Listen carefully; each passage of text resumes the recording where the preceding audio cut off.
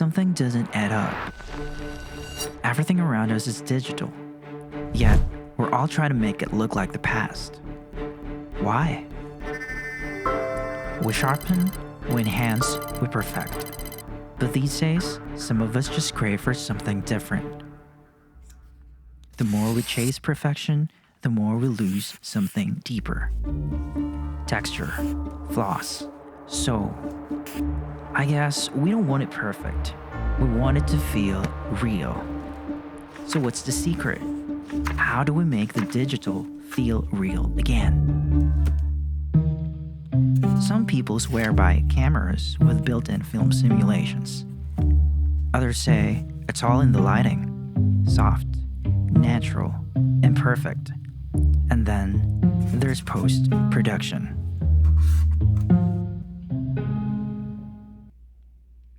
I've heard about this one. Dehancer.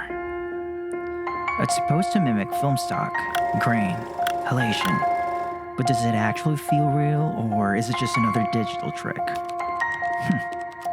Interesting. But is this a solution? Or just one piece of the bigger puzzle?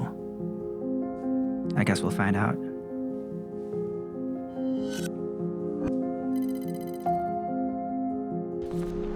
Hey guys, it's MYKILLSKI again, and thank you for watching up until this point of the video. And what you've just seen earlier is a concept that I thought of while in the showers.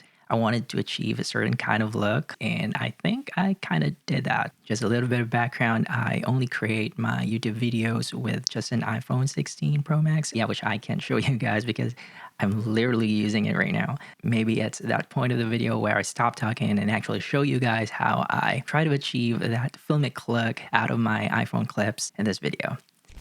So right here, I have a timeline created just for you guys, just a little bit of background as well. These are iPhone footages from the trip I had when I went to Whistler, and we are going to use that here in this, tutorial review kind of thingy. So there are 3 clips here, and what you can see right now, this is the epilogue color profile. These are all same clips. I just prepared it beforehand just to get your expectations as well. I'm not going to delve deeper into my process or into my nodes specifically on how I color grade, because there are a lot of more experienced and more professional ones out there that who can give you insights. I'm not really the best person. I'm just a hobbyist and by no means not a professional at all. I'm just a regular 9-to-5 worker, and just this is my hobby. So again, this is this is the clips shot in epilogue profile. And what I usually do is go to the color page. So what I do is set up my node, and you can add your nodes, add serial, but I usually add 5 nodes in there. So I'm going to do CST in, and the last one is CST out. So CST, by the way, is color space transform, just so we can convert the log into something else.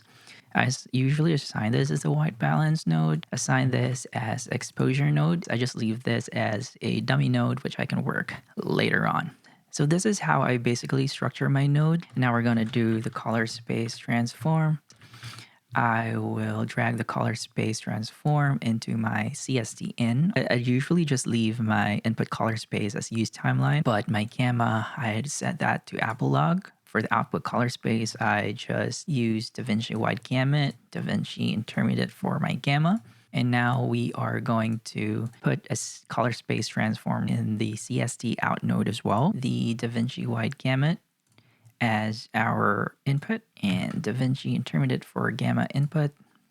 Here we're going to do Rec 709, and the same for the gamma as well, but I will use a Rec 709A because I'm using Mac. So I leave this intermediate nodes in the middle just so adjust specifically for the clip if I need to. After setting up my color space transform in and out, I'd usually select my 2 unconverted clips and then just apply that grade, and there you go. The other 2 clips are converted now into Rec 709. And the next thing I want to do is to apply my color grading node right there, right? By using Dehancer. What I do next is we'll select the clips and we'll group them. So let's say add into a new group, and let's say trial. So this is a trial group. And now, as you can see, there are chains in here, which signifies that they are clipped together. And the next thing I want to do is go to the upper portion right here and switch that to group post clip. And as you can see, there is a node. So we have the CST out node, right? And this node comes after that node. Just makes sense because it says group post clip. Whatever adjustments that we make here, it applies to all of the clips that's in that specific group. Okay, sorry. I'm talking too much. I think I forgot how to breathe. Okay, I will rename this node as Dehancer, just like so. And I will go to the bottom of the effects column right here. And at the very bottom, you can see the film emulation section, which we have the Dehancer Pro plugin in here. I will just drag that and drop into our node, and boom, I'll toggle this node on and off. Let's toggle that on and off. It has changed. Same last one. On, off. It has changed. It already gives off that FILMIC vibe, I would say. All of these sections right here are the features that Dehancer Pro has. And this is arranged in a sense that you'll go from the top to bottom, and it just makes the whole process a bit more streamlined, I would say. So now we're going to go through each one of them. So input, the clips are ready in Rec 709, so I'll leave that as is, but you have different options in here. You can even choose your camera. I don't usually do my adjustments in this portion. If I change this, this will affect all the clips in my group. So if I have to adjust exposure temperature of a specific clip, I will go into the nodes of that clip and then do the adjustments from there. Next is film. Okay, so for now we have different options here. Fuji Color Actor 100 right here. The Kodak Gold right here, Portra 400 as well, 800. What I usually like, Vision 250D. We are going to use the Kodak Vision 3 250D, and we can play around the push and pull. For this specific sequence, I'll just leave the clips. I'll just leave it as is for now. Film developer, you have to take that on if you're going to use this section. I use this section for is actually just for the color boost. Usually boost the color, like this is all the way up, this all the way down. Yeah, I'd usually just use 30 for that. Next is film compression. I don't usually use this, but just for the sake of this video, I'm going to show you what's under this section. And expand, I usually don't use this as well. Print, so print is like choosing what paper is your photograph to be printed on. Linear is like that, sitting on film log. It's really washed out. Fujifilm 351513 print and 2383, which I know most people love to use. This is a bit contrasty and too dark for my taste as well, which is not the vibe that I'm going for. But of course, this looks great. For color head, I don't usually use this section. For film grain, of course, I have that enabled right here. There are multiple options like 8mm, 16mm, 35 and 65mm with different ISO values. Usually just use 35mm ISO 250 and then leave that at 35. We'll go with halation. Halation, I'm not really a fan of halation, but well, initially, to be honest with you, I was a fan of halation, but there's just too much halation in some of the videos that I've seen. And I admit I was one of those people when I kind of started, because halation equals filmic look. At least that's what I thought. Remjet, no remjet. You can really see the difference. I can see that most of people tend to use no remjet here, but let's keep that 35. Let's keep that to 70. For the bloom, but bloom just gives you that diffusion filter effect or the mist filter effect kind of want in your video. For this specific video, I have to toggle that off. We're not going to use that at all. For film damage, literally the damage, like film damage, right? Look at that. If you're going for that specific look, that's film damage, but I'm not going to use that. in this video. So film breath, I don't usually use that as well. I don't use that as well. For overscan is basically like overlays. You have to make sure you have that enabled. You can see this black stripes on the sides with this punch right there.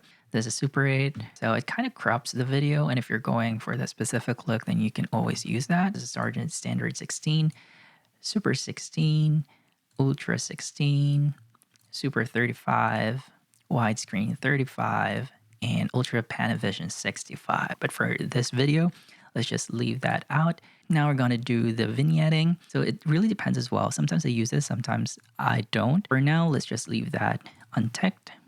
And we have monitor, but I don't use it for now. Output total impact, whatever you have enabled, this will adjust all of it in here, like the total output.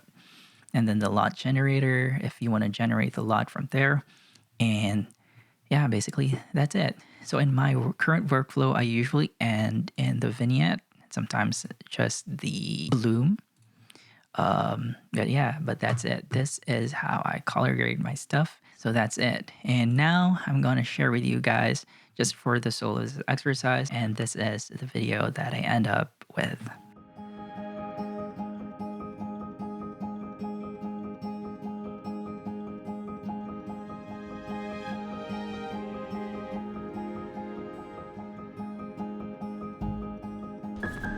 Just a little bit of recap here. What I do is I take my Apple log footages and convert them to Rec 709. I then group my clips together and apply my Dehancer node into that group and then do the adjustments from there.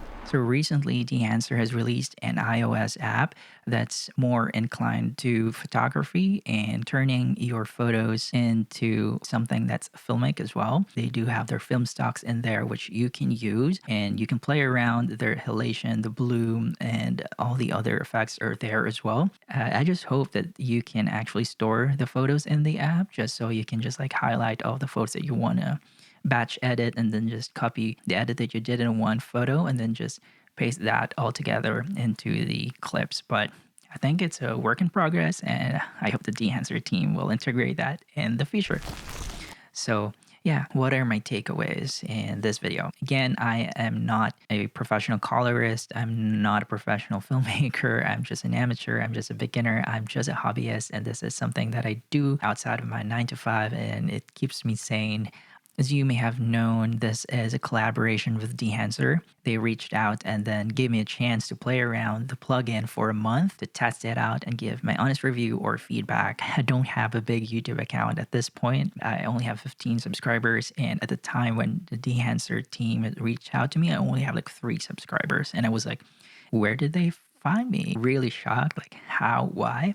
I guess that just shows like the Dehancer team or their research team really wanted to reach out to people and genuinely want their feedback, whether they're top influencers, they're just starting out, and just like me at the time, I only have like 2 subscribers. If I do my videos and I don't have views, what can they make out of it?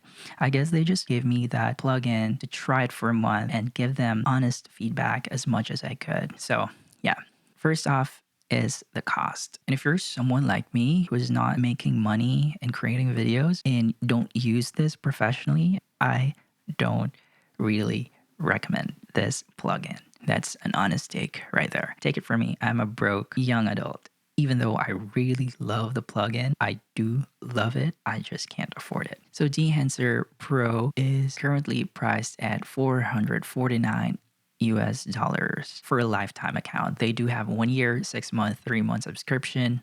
If I were to buy it, I'd do lifetime as well because I really love the plugin. I'd buy it only if I have budget.